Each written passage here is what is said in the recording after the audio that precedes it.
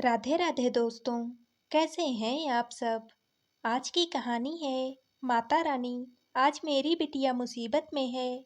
जब मैं 14 साल की थी तभी मेरी माँ गुजर गई थी। लेकिन उसके 1 साल बाद ही मेरे बड़े भैया की शादी हो गई और भाभी घर में आ गई। भाभी ने मुझे माँ का प्यार दिया। मेरी भाभी बहुत अच्छी हैं। उन्होंने कभी भी मुझे माँ की कमी महसूस नहीं होने दी और पूरा घर उन्होंने बहुत अच्छे से संभाल लिया। घर की रौनक फिर से वापस आ चुकी थी। कुछ समय के बाद भाभी भी एक प्यारी सी बेटी की माँ बन गई। मेरी प्यारी भतीजी हम सब की जान थी। हमारा समय बहुत ही अच्छा बीत रहा था। हम सब बहुत खुश थे। अब घर में मेरे भी शादी की बात चल रही थी और जल्दी ही मेरी शादी भी एक जगह से पक्की हो गई। शादी की सारी तैयारियां चल रही थी। भैया भाभी मेरी शादी में कोई कमी नहीं छोड़ना चाहते थे। पापा और भैया तो ज़्यादातर अपने बिजनेस के काम में ही लगे रहते थे। घर तो बस भाभी ही संभालती थी। लेकिन इसी बीच कुछ ऐसा हुआ कि हम सब अंदर तक हिल गए। कभी सपने में भी नहीं सोचा था कि हमारे साथ कुछ ऐसा होगा। मेरी शादी के उद्देश्य से घर में काफ़ी नगद और लाखों के जेवर रखे हुए थे। लेकिन जब भी घर में शादी होती है तो कुछ लोगों की गंदी नज़र घर में पड़ ही जाती है। वैसे भी हमारा अच्छा खासा बिजनेस है, इसलिए लोगों को अंदाज़ा था कि इनके घर शादी के लिए अच्छा खासा जेवर और कैश होगा। एक रात अचानक से डोरबेल बजी। दरवाज़ा भैया ने खोला। भैया ने जैसे ही दरवाज़ा खोला, 3-4 लोग जिन्होंने मंकी कैप पहन रखे थे, एकाएक घर में घुस आए। उन्होंने भैया के सिर पर बंदूक के कुंडे से वार कर दिया। भैया को संभलने का बिल्कुल भी मौका नहीं मिला था और वह वहीं बेहोश होकर गिर गए। हमें कुछ भी समझ में नहीं आया। मैं और मेरी भतीजी अपने रूम में मस्ती कर रहे थे। भाभी किचन में कुछ काम कर रही थी और पापा अपने रूम में थे। सारे जेवर और कैश पापा के ही रूम में रखा हुआ था। जो बात डकैतों को बहुत अच्छे से पता थी, शायद उन्होंने अच्छे से रेकी की थी। भाभी किचन में कुछ भी सुन नहीं पाई और अपने काम में लगी थी। उधर मैं और मेरी भतीजी भी लाउड म्यूजिक लगाकर अपनी मस्ती में लगे थे, तो हमें भी कुछ नहीं पता चला। उन लोगों ने बहुत फुर्ती से किचन की स्लाइडर डोर बाहर से लगा दी और भाभी किचन में ही बंद हो गई। हमारे कमरे की कुंडी भी उन लोगों ने बाहर से लगा दी और हम दोनों अपने कमरे में बंद हो गए। भैया बाहर बेहोश पड़े थे। सारे के सारे पापा के रूम में घुस गए और सारा जेवर और कैश ले लिया। फिर पापा को भी धक्का मारकर कमरे में बंद कर दिया। पापा का मोबाइल फ़ोन भी उन्होंने छीन लिया। मेरा मोबाइल फ़ोन बाहर चार्जिंग में लगा हुआ था और भाभी का मोबाइल फ़ोन भी उनके कमरे में था। हम किसी से कांटेक्ट नहीं कर सकते थे। भाभी ने किचन से बाहर देखा तो भैया हॉल में बेहोश पड़े थे और उनके सिर से खून बह रहा था। भाभी बहुत घबरा गई। उन्हें कुछ भी समझ में नहीं आ रहा था। वह जोर जोर से चिल्ला रही थी। पापा और हम दोनों भी अपने कमरे में थे। हमारे कमरों की कोई भी खिड़की हॉल की तरफ नहीं खुलती थी, तो हम बाहर क्या हो रहा है कुछ नहीं देख पा रहे थे। बस भाभी ही थी जो किचन से बाहर हॉल का सारा कुछ देख सकती थी। किचन में एक बहुत हल्का सा सेपरेटर लगा हुआ था, जिसे उन्होंने लॉक किया था, जो कि बहुत ज़्यादा मजबूत नहीं था। उसे बस इसलिए लगाया गया था कि अगर कभी किचन से बहुत ज़्यादा धुआं या कोई महक आ रही हो, तो वह हॉल तक ना आए, उसे बंद कर दिया जाए। कैश लूटने के बाद सारे डकैत तेजी से बाहर की तरफ भागने लगे, लेकिन हम दोनों बुआ भतीजी जोर जोर से रूम से चिल्ला रहे थे। एकाएक उनके दिमाग में पता नहीं क्या आया कि उन्होंने हमारा रूम खोल दिया और हम दोनों को भी पकड़ कर ले जाने लगे। अब तो हमारी हालत खराब हो गई थी। उन लुटेरों की नीयत हम दोनों बुआ भतीजी के ऊपर खराब हो चुकी थी और उन्होंने हम दोनों को खींचकर गाड़ी में बिठा लिया। हम दोनों चिल्ला रहे थे। भैया बेहोश पड़े थे। पापा रूम में थे। वह हमें देख नहीं पा रहे थे। बस एक भाभी ही थी जो हमें देख रही थी और जोर-जोर से चिल्ला रही थी, छोड़ दो मेरी बेटियों को, छोड़ दो मेरी बेटियों को। तुम्हें जो पैसे जेवर चाहिए थे, सब तो ले लिए, लेकिन मेरी बेटियों को तो बख्श दो, उन्हें छोड़ दो। उन्होंने तुम्हारा क्या बिगाड़ा है? लेकिन उन नीच घटिया लोगों से क्या उम्मीद की जा सकती है? उन्होंने जबरन हमें गाड़ी में बिठा लिया था। हमारा घर शहर से थोड़ा बाहर की तरफ पड़ता है, जहाँ काफ़ी दूरी-दूरी पर घर बने हुए हैं। इसलिए किसी को भी पता नहीं चल रहा था कि मेरे घर में क्या हो रहा है। ऊपर से रात का वक्त था। सब अपने-अपने घर में आराम कर रहे थे। ठंड का दिन था। सिर्फ एक भाभी ही सारा कुछ देख रही थी कि कैसे सब कुछ बिखर रहा है। उन्हें कुछ भी समझ में नहीं आ रहा था। वह जोर-जोर से किचन का स्लाइडर डोर खींचने लगी और धक्का देने लगी, लेकिन लुटेरे आश्वस्त थे कि वह बाहर नहीं आ पाएंगी और अगर आ भी गई तो उनका क्या बिगाड़ पाएंगी। एकाएक भाभी जय माता दी चिल्लाते जोर से दम लगाया और किचन का स्लाइडर खुल गया और भाभी किचन से बाहर आ गई। लुटेरों ने घर के बाहर का दरवाजा नहीं लगाया था और वह अपनी गाड़ी लेकर बस जाने ही वाले थे कि भाभी बाहर आ गई। उन्होंने एक लुटेरे को बहुत जोर से पकड़ लिया और बोला, मेरी बेटियों को छोड़ दे। तू सब लेकर तो जा रहा है, लेकिन मेरी बेटियों को तो छोड़ दे। लेकिन उन्हें कुछ भी नहीं सुनना था। उन्होंने जोर से भाभी को धक्का दिया और बोला, चल निकल यहाँ से, नहीं तो तुझे भी साथ ले जाएंगे। और भाभी जमीन पर गिर गई। उनके सिर पर भी बहुत गहरी चोट आई। लुटेरे ने अपनी गाड़ी स्टार्ट कर दी। मैं और मेरी भतीजी अंदर तक कांप गए थे कि अब हमारा क्या होगा। भतीजी तो नादान थी, उसे अंदाजा भी नहीं था कि हमारे साथ यह लोग क्या कर सकते हैं। लेकिन मेरी हालत खराब हो चुकी थी। भाभी को समझ में आ गया था कि इन्हें रोकना बहुत ही मुश्किल है और जब तक वह पुलिस को फ़ोन करती, बहुत देर हो जाती।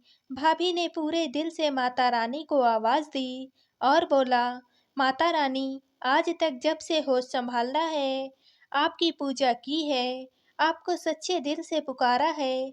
कई सालों से आपके नवरात्रि कर रही हूँ। हर मुश्किल से आपने मुझे उबारा है। माता रानी, आज मेरी बेटियां मुसीबत में हैं। आपको आना ही पड़ेगा। माता रानी, आपको धरती पर आना ही पड़ेगा। मेरी बेटियों को बचा लो माता रानी, मेरी बेटियों को बचा लो। बहुत जोर से भाभी ने पुकारा। शायद उनकी आवाज़ इतनी जोर से निकली थी कि माता रानी तक पहुंच गई थी। मैं हैरान थी कि हम दोनों को गाड़ी में बंद करके लुटेरे गाड़ी स्टार्ट करके लेकर जा रहे हैं और भाभी पुलिस को फ़ोन करने की बजाय माता रानी को पुकार रही हैं।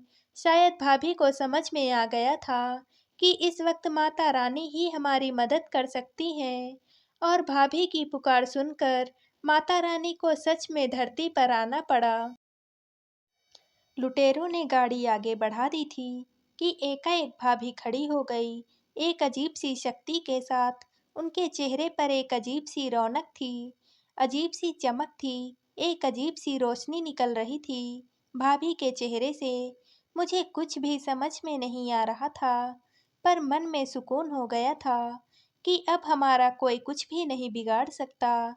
लुटेरों को लगने लगा कि भाभी फिर कोई हंगामा करेंगी, तो जो डकैत गाड़ी ड्राइव कर रहा था, उसके साथियों ने उससे बोला, इसे कुचल कर आगे गाड़ी बढ़ा, नहीं तो हम सब फंस जाएंगे। उन्होंने गाड़ी आगे बढ़ा दी। भाभी गाड़ी के ठीक आगे खड़ी थी। उन्होंने अपना हाथ आगे को बढ़ाया और गाड़ी वहीं की वहीं रुक गई। लुटेरों ने पूरा दम लगा दिया था, लेकिन गाड़ी आगे नहीं बढ़ रही थी। भाभी अजीब सी नज़रों से लुटेरों को घूर रही थी और बोल रही थी, आज तुम जैसे पापियों का अंत निश्चित है। लुटेरों को कुछ भी समझ में नहीं आ रहा था। उनमें से एक लुटेरे ने बंदूक निकालकर भाभी के ऊपर एक गोली चला दी, लेकिन उस गोली को भाभी ने अपने हाथ से पकड़ लिया और फूंक कर हवा में उड़ा दिया। लुटेरों को समझ में आ गया था कि भाभी के अंदर माता रानी समा चुकी हैं और अब उनकी खैर नहीं। एक लुटेरे ने गाड़ी की खिड़की खोलकर मेरी भतीजी को खिड़की से बाहर फेंक दिया कि शायद अपनी बेटी को पाकर भाभी शांत हो जाएं। भाभी ने अपनी बेटी को एक हाथ से गोद में उठा लिया और दूसरे हाथ से गाड़ी को रोके रखा। लुटेरों को कुछ भी समझ में नहीं आ रहा था। वह गाड़ी छोड़कर बाहर निकले और बोले, भागो यहाँ से, नहीं तो हमारा मरना तय है। लुटेरे गाड़ी से निकलकर तेजी से भागने लगे, लेकिन भाभी ने अपनी आग बरसाती हुई आंखों से लुटेरों की ओर देखा और लुटेरों की हिम्मत ही नहीं पड़ी आगे भागने की।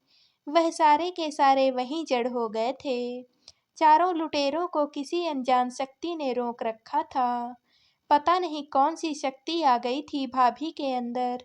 लुटेरे भाभी के पैरों में पड़ गए और सारे पैसे और नगद वहीं रख दिए और बोले, माता रानी हमें माफ़ कर दो, हमसे बहुत बड़ी गलती हो गई, हम जिंदगी में कभी दोबारा ऐसी गलती नहीं करेंगे, हमने बहुत बड़ा पाप किया है, हमें माफ़ कर दो माता रानी, हमें माफ़ कर दो।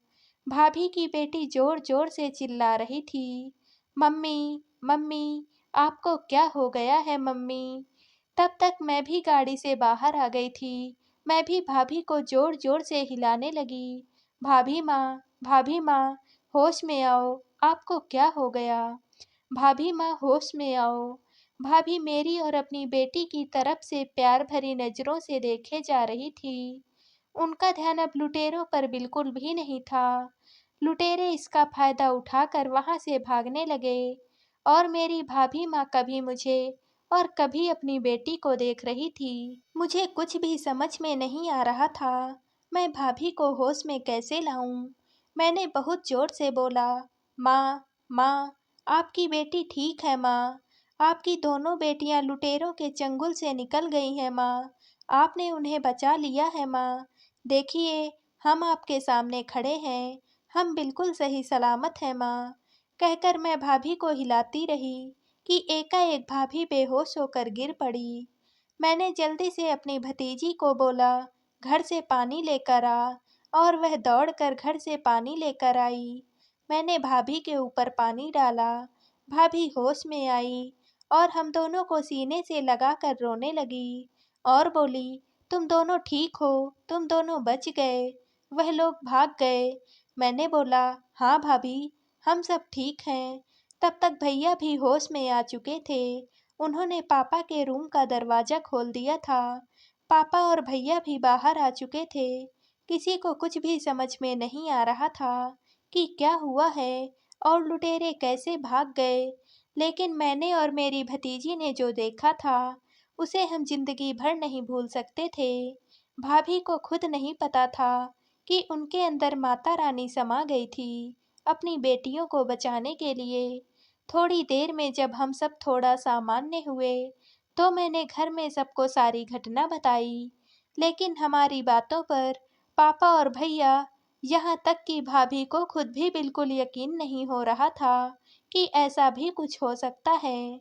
लेकिन मैंने और मेरी भतीजी ने सब कुछ अपनी आंखों से देखा था और हमें माता रानी के साक्षात दर्शन हुए थे, अपनी भाभी के रूप में, हमारी माँ के रूप में। हमारे घर में सीसीटीवी कैमरे भी लगे हुए हैं। भैया ने बोला, चलो कैमरा चेक करते हैं, जो कुछ भी हुआ है सब उसमें रिकॉर्ड हुआ होगा और फिर पुलिस को भी तो बुलाना होगा। भले डकैत कुछ लूट कर ले नहीं जा पाए, लेकिन पुलिस कंप्लेंट तो करनी ही पड़ेगी और सबूत के लिए हमारे पास कैमरे की रिकॉर्डिंग तो होगी ही। साथ में तुम जो बोल रही हो वह सब भी उसमें रिकॉर्ड हुआ होगा। भैया ने जब रिकॉर्डिंग चेक की तो सब हैरान हो गए। रिकॉर्डिंग में बस वहीं तक की थी जब लुटेरों ने हमारे घर की कॉल बेल बजाई थी। उसके आगे की कोई भी रिकॉर्डिंग उसमें कैप्चर ही नहीं हुई थी। आगे के 1 घंटे की रिकॉर्डिंग ब्लैंक थी। जबकि कैमरा बिल्कुल सही था। किसी को कुछ भी समझ में नहीं आ रहा था। लेकिन हाँ, इतना अंदाजा तो पापा भैया को भी हो चुका था कि कुछ तो अविश्वसनीय, अद्भुत, ईश्वर का चमत्कार घटित हुआ है। मैंने बोला, भाभी माँ, उन लुटेरों ने आपके ऊपर गोली भी चलाई थी, जिसे आपने अपने हाथों से पकड़कर हवा में उड़ा दिया था। कहकर मैंने भाभी माँ का हाथ खोल दिया। जिस हाथ से उन्होंने गोली पकड़ी थी, उस हाथ पर, उस जगह पर एक त्रिशूल का निशान उभर आया था, जो कि आज तक मेरी भाभी माँ के हाथों पर है, और यह माता रानी के आने का साक्षात सबूत था, और इसे अब घर में कोई नहीं नकार सकता था। मैंने बोला, आज हम सब सही सलामत बच गए। यह सब कुछ माता रानी की मेहरबानी है, भाभी माँ की भक्ति है। भाभी माँ की भक्ति का कारण आज माता रानी को अपने बच्चों को बचाने के लिए धरती पर आना ही पड़ा।